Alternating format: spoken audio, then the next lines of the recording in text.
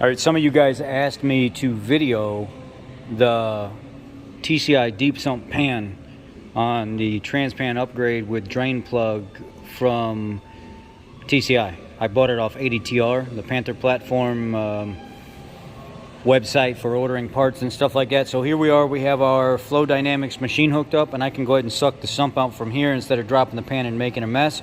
So while we are over there looking at the pan and me showing you the parts, I'm going to go ahead and start pulling fluid out of it right now.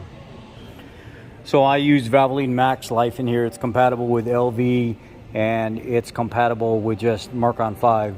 So either way you go, it's a fluid that I've been using since I've owned this vehicle and I've never had a single problem with it. I've got 10 quarts of LV in here right now. So what I'm going to do is I'm going to pull what I can out of it, and that's going to tell me what is in the sump right now. So I'm going to select, I know that's a 7-quart sump, and I'm going to select 7 quarts is what I'm going to exchange. No, you know what? I'll select 10 quarts and then I'll shut the machine off.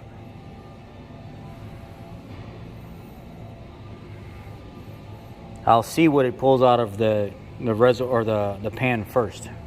And just so you can see the color of my fluid, it's always bright red. No dirty, no nothing.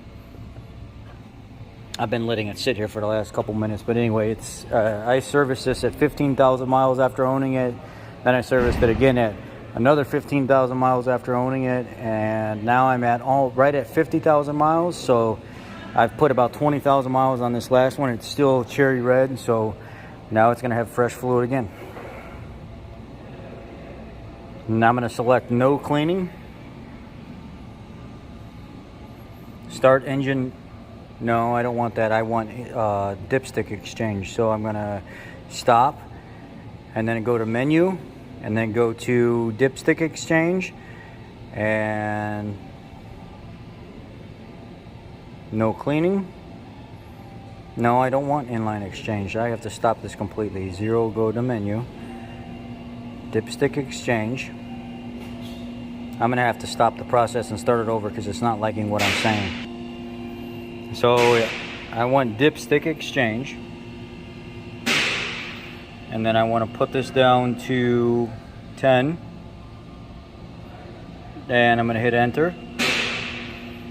Normal or filter replacement. We're gonna call this filter replacement with no cleaning. Turn engine off. Got it. Now it's gonna suck the pan dry. See, it just started pulling fluid through. Now we're gonna go over here and I'm gonna show you what this pan looks like. You can find this on ADTR.com. The Panther platform, aluminum billet, cooling fins on the bottom, TCI. They give you the hardware kit, and you get a gasket for your O-ring. You get a separate gasket for any type of filter. You get all the bolts and stuff for it. You get a couple different design gases for whatever model you have. And they send you 2 different filters. I think we're using this one if I remember correctly. But anyway, let's get this fluid out of here. Let's get it up in the air, get the pan off of it, and then let's start getting ready to mock up what we can. Wow, that's taking a long time. Why is it taking so long? It never takes that long.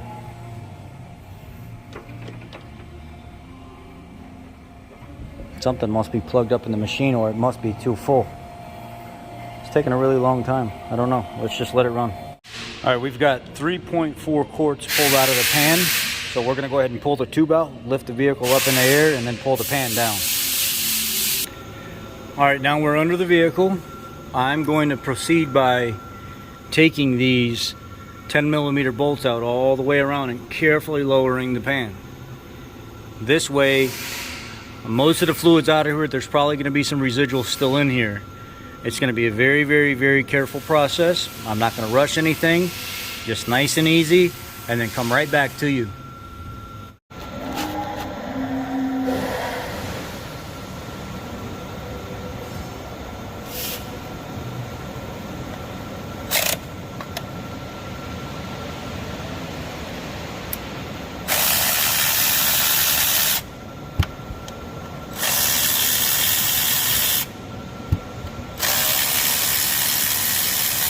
I'm going to switch to a 1/4 inch drive swivel. We'll just go ahead and, it's kind of difficult to figure out where. I'm gonna set you down for a second and then pull the, nice and cherry red. Only a little bit of metal. That's normal though. You're gonna have some wear. It's not bad at all. I can still see the magnet almost all the way around. And I've put 50,000 on it, so we're good. We're good. We're good. Let's go ahead and get this filter out of here and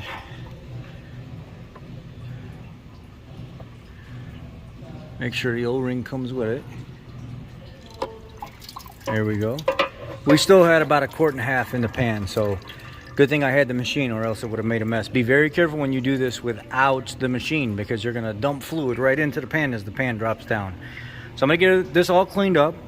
I'm going to go ahead and get the original gasket and stuff off of here, get my surface prepped real nice, and then I'm gonna go ahead and get the other one set up and I'll be back. Some of you may not like what I did, some of you may be okay with it, but I put a light layer of ultra silicone, the stuff that dries really, really fast and sets up really fast. And then I took my old magnet, cleaned up the bottom of it here, heated up the aluminum just a little bit, applied a thin layer of JB Weld all the way around, and then put my magnet in the new pan to match up what the old pan had. Even though the plug has a magnet itself in the new pan, I've got my factory magnet back in this pan as well in the same location the other one was. So you don't have to do this if you want just the plug to be your magnet alone. It does have, see, they're trying to oppose each other because they're both magnets. It's got a magnet built into it, but I wanted something a little bit more than just that little magnet on the front right there. So I ended up installing my own with JB Weld, cleaned it up, heated the aluminum, JB Weld around the magnet, stuck it down in there, and then that heat helped that JB Weld set up much faster than what it was going to do on its own. So if you got time, let it do it on its own, but I heated up the area to hurry up and force the cure. Maybe that's not the best idea, but that's what I did. So let's go ahead and get everything set up and get our new gasket and stuff installed and get ready to put this pan up there. So I've got the first one in here. I made sure the old gasket was pulled out and the new one was pushed up in there with the filter. It just rests in there, so leave it alone. And now go ahead and install your trans pan to start your bolts around it. Ran into a little bit of a snag, but I think I fixed it. The gaskets are similar, except I used the wrong one up there. I used one that had a hole here, here, and then one off to the side. This one was plugged up. So I opened the hole up inside the transmission so I could put this bolt in there. And then there's a little side port here where you get just a little bit of room if you needed some oil, if you wanted to screw in a sensor or something like that, it looks like. Let me take you over here and show you real quick what it looks like. And I like that idea. You can see just a tad bit of room right there where it would let fluid in there. Well, there's a plug. So for now, I keep it and put the plug in there in case I want to add like an oil temp sensor or something in the future. For those of you that don't want it, use the gasket with this little cutout back here.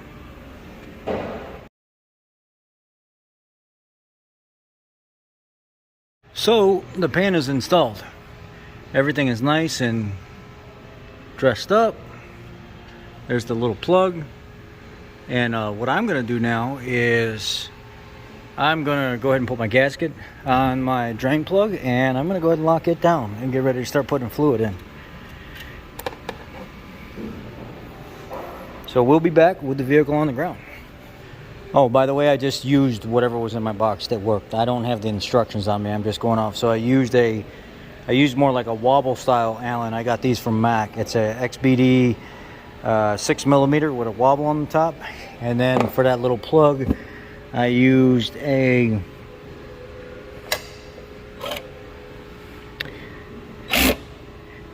3/16 regular Allen to put it in. So anyway, whatever works, right? Let's go. Plugs in and tightened down. Now we're ready to put it on the ground, put some fluid under. So the machine thinks we had a power failure because instead of shutting the machine off, all you can do is really just take it off. So now it says it's paused. So now what we're gonna do is we change the filter and we're gonna put everything back in. So now we just go back to start. and it starts pumping the fluid in. And then we can monitor it.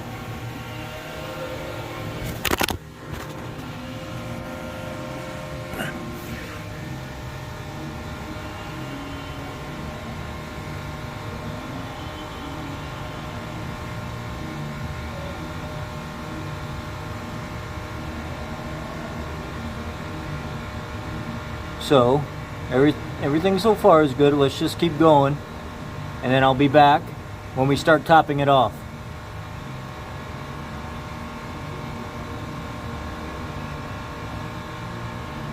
Drain plug is holding.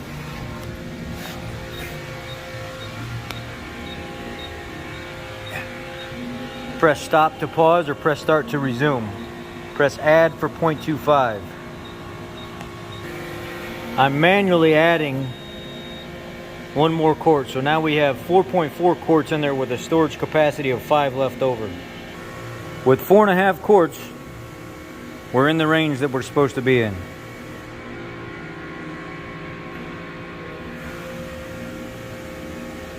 To start, but we need to be up in this crosshatch while it's hot. So what I'm going to do is I'm going to give it one more quart to make it 5.5 quarts. So at this point we're at 5.5 quarts in the pan right now, and you check these vehicles idling in park while the vehicle's hot. So I'm going to go ahead and cycle through the gears real quick, all the way down, all the way up, pausing in between each one to let some fluid flow, and then put it back in park and let it continue to get hot, and then we'll recheck it again. So I just added one more quart. I think we're at like 6.5 now, if I remember what I just said. Anyway, as it warms up, I'm monitoring, and when I shifted it through all the gears and it kicked in each one of the gears, I could see that it was low, because when I came out there was no fluid on the dipstick at all. Now I just added another quart in. I'm going to check it here in about 2 or 3 more minutes. So at 6.5 quarts, I am about right a third of the way into the crosshatch right there. And it's supposed to be a 7 sump system.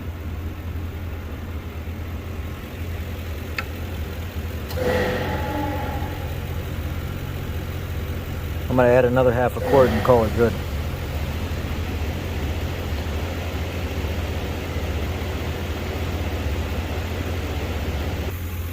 Based on what I'm looking at right here, I'm about a half a quart too high. I'm like right in here. You can't pick up with the camera. You can a little bit right there. So I'm going to take some out. So I pulled 0.4 out, which is close to half a quart. Let me check my fluid level. So I'm real close to the top of the crosshatch. I could take out a smidge more. I think I'll take out just a little. You can see the gap right there where it stops, where it starts to part, or even over here.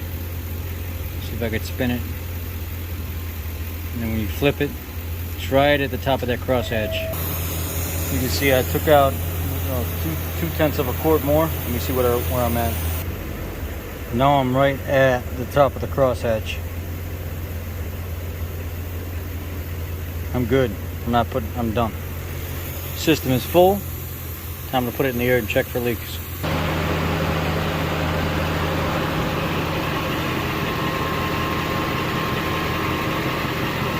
Here we are. She's dry.